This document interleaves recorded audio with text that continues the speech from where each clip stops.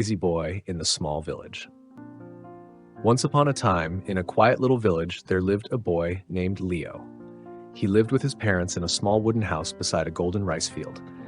Leo wasn't known for being strong or talented. He was known for being lazy. Every day, Leo went to the fields with his father. His only job was to chase the birds that came to eat their rice. Other farmers ran across the fields, shouting and waving sticks to scare the birds away. But Leo, he didn't like to move. Instead, he built wooden poles around the field, connected them with ropes, and hung a few empty cans on them. When the wind blew, the cans clanged clink-clank, and the noise scared the birds away. So Leo could lie down under the shade of a tree, hands behind his head, whistling softly, watching the clouds drift by. Leo's father often sighed and said, "If one day I fall sick, how will this boy ever manage on his own?" But since Leo always finished his task, his father didn't scold him much. To the villagers, Leo was the laziest boy in town. But in Leo's mind, there was always a smarter, easier way to do things, if only one cared to think differently. Little did he know that very way of thinking would soon change his life forever. One summer, a terrible drought hit the land. The sun burned hotter than ever, and the river that fed their fields began to dry up. Leo's father, after working day and night, fell terribly ill. From then on, every bit of work, watering the crops, fixing the dikes, carrying heavy buckets, was left to Leo. At first, he tried his best to do it just like his father, but he wasn't used to hard labor. After only a few days, his back ached, his hands hurt, and his body gave up. He sat down in the middle of the dry field, watching the rice turn yellow and die, feeling completely helpless. That night, Leo sat outside under the stars. The night was quiet, but his thoughts were loud. He whispered to himself, "Why didn't I ever try harder? Why did I waste all that time being lazy?" For the first time, Leo felt ashamed of himself. The next morning, the sound of drums echoed through the village. A royal soldier rode in and announced loudly, "By order of the king, a grand competition will be held at the royal palace. The winner shall receive a chest of gold." The villagers cheered in excitement. To Leo, those words felt like hope. If I can win that gold, he thought, I can save my family. Without hesitation, he stepped forward and said, "I'll join the competition." Everyone burst out laughing. Leo, competing? He's too lazy to even stand up properly. But Leo didn't care. He knew this was his only chance to help his parents. Though his mother worried, she said softly, "Maybe this time he'll really change." 3 days later, Leo packed a small bag, took some bread and water, and began his long walk to the palace. When he arrived, he saw hundreds of competitors gathered around a wide, shimmering lake. They were all tall, muscular, confident. Leo, small and thin, stood quietly at the back. A guard stepped forward and shouted, "The first challenge!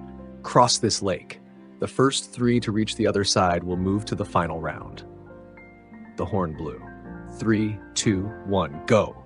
Everyone jumped into the water, splashing and swimming with all their strength. But Leo stayed still. He stared at the lake for a moment, then turned toward the forest nearby. He ran into the trees, gathered some branches and vines, and quickly tied them together to make a small raft. He found a piece of wood to use as a paddle. "This is a crossing competition," he thought. "They never said we have to swim." He pushed the raft into the water and began paddling slowly. At first, people laughed from the shore.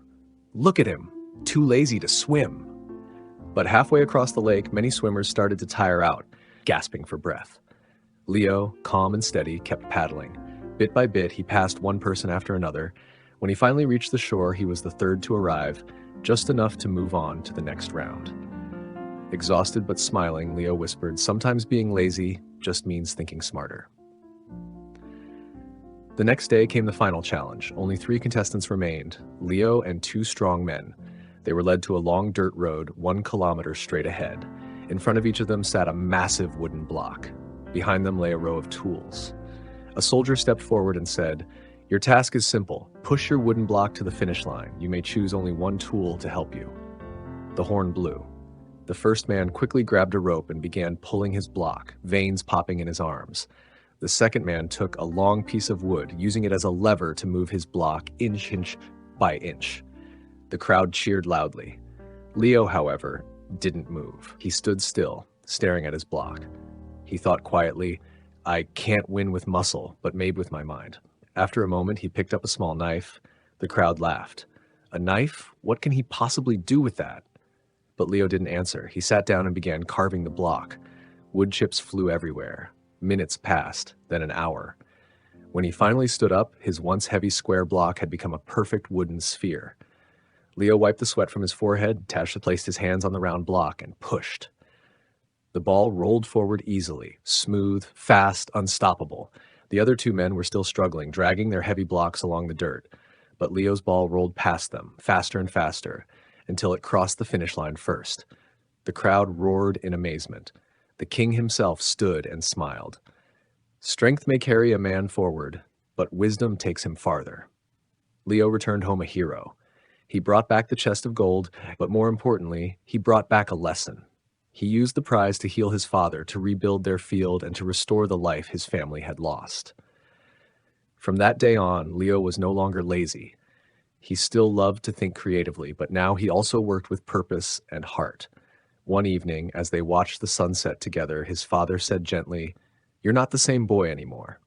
Leo smiled and replied, "I learned that when you have a strong reason, laziness disappears. And when you use your mind the right way, even the hardest work becomes easier." The story of Leo reminds us that laziness isn't always weakness. Sometimes it hides creativity. But true success only comes when intelligence is driven by love, purpose, and determination. So, whenever you feel too tired or too lazy, remember Leo's story and ask yourself, what's my reason to try harder today? Because when your reason is strong enough, you'll no longer be lazy. And when you think smart, you'll always find an easier way to do the hardest things.